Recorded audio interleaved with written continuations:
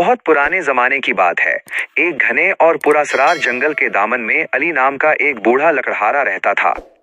अली ने अपनी पूरी जिंदगी लकड़ियां काटकर और मेहनत मजदूरी करके अपने 4 बेटों की परवरिश की थी। उसके चारों बेटे जवान और तवाना थे, लेकिन उनके मिजाज एक दूसरे से बिल्कुल मुख्तलिफ थे।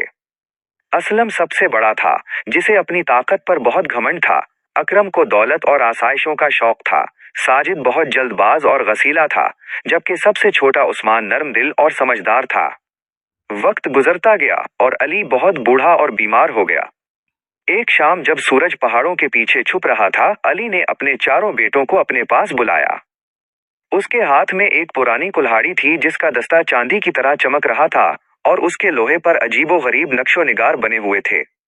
अली ने नहीफ आवाज में कहा, मेरे बेटो, ये कुल्हाड़ी कोई आम औजार नहीं है। ये एक जादुई कुल्हाड़ी है जो नस्लों से हमारे खानदान में चली आ रही है।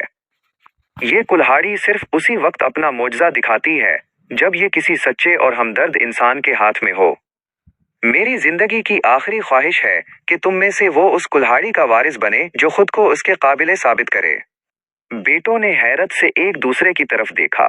अली ने बात जारी रखते हुए कहा, कल सुबह तुम चारों को जंगल के उस मकाम पर जाना होगा जहां से रास्ता 4 हिस्सों में बंटता है। तुम में से हर एक को एक अलग रास्ता चुनना होगा और जंगल के ऐन वसत में मौजूद तिलिस्माती सनूबर के दरख्त तक पहुंचना होगा।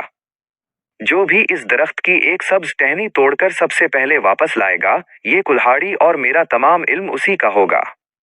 अगली सुबह चारों भाई सूरज निकलने से पहले ही उस मकाम पर पहुंच गए जहां से 4 रास्ते निकलते थे। पहला रास्ता एक तारीक और खौफनाक गार की तरफ जाता था।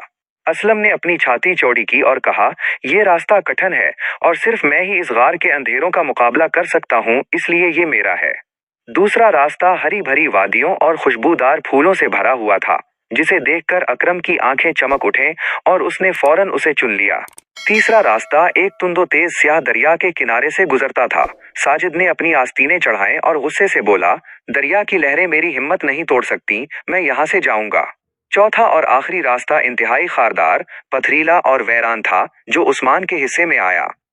असलम जब गार के अंदर दाखिल हुआ तो उसे अजीबो गरीब खौफनाक आवाजें सुनाई देने लगीं। अचानक उसे एक बूढ़ा आदमी नजर आया जो एक भारी पत्थर के नीचे दबा हुआ था और मदद के लिए पुकार रहा था। असलम ने सोचा, अगर मैं इसकी मदद करने लगा तो वक्त जाया हो जाएगा और कोई दूसरा भाई मुझसे पहले टहनी ले आएगा। उसने बूढ़े को नजरअंदाज किया और आगे बढ़ गया, लेकिन जैसे जैसे वो आगे बढ़ता गया, गार का रास्ता तंग से तंग होता गया और दीवारें आपस में मिलने लगीं, यहाँ तक कि असलम वहां फंस कर रह गया। दूसरी तरफ अकरम जब खूबसूरत वादी में पहुंचा तो वहां उसे दरख्तों से फल नहीं बल्कि सोने के सके और हीरे लटकते नजर आए। वो दंग रह गया और अपना मकसद भूलकर अपनी जेबें भरने लगा। वो जितना सोना उठाता, सोना उतना ही ज्यादा बढ़ता जाता। लेकिन जैसे ही उसने मुड़कर देखा, उसका लाया हुआ रास्ता गायब हो चुका था और वो तिलिस्माती लालच के उस जाल में कैद होकर रह गया। साजिद जब स्याह दरिया के किनारे पहुंचा तो उसे एक कश्ती नजर आई, लेकिन उसमें कोई मलाह नहीं था। उसने जोश में आकर चुप्पू चलाना शुरू किए, मगर दरिया की लहरें उसके गुस्से की तरह बेकाबू थीं।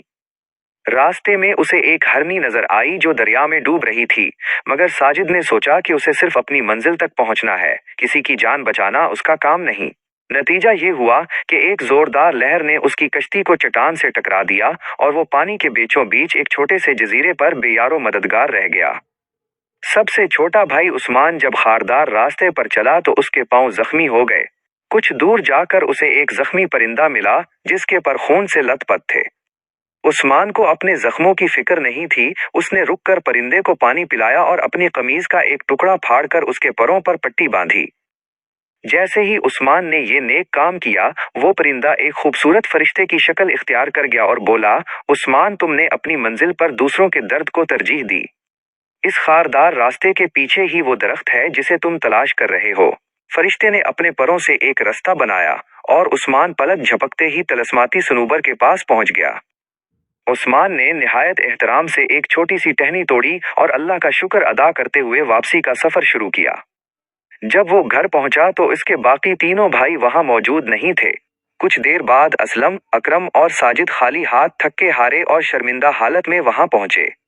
किसी के पास सोना मट्टी बन गया था, कोई गार के अंधेरों से डर कर भागा था और कोई लहरों से हार गया था। अली लकड़हारा अपने बिस्तर से उठा और उस्मान के हाथ में मौजूद हरी टहनी को देखकर मुस्कुराया।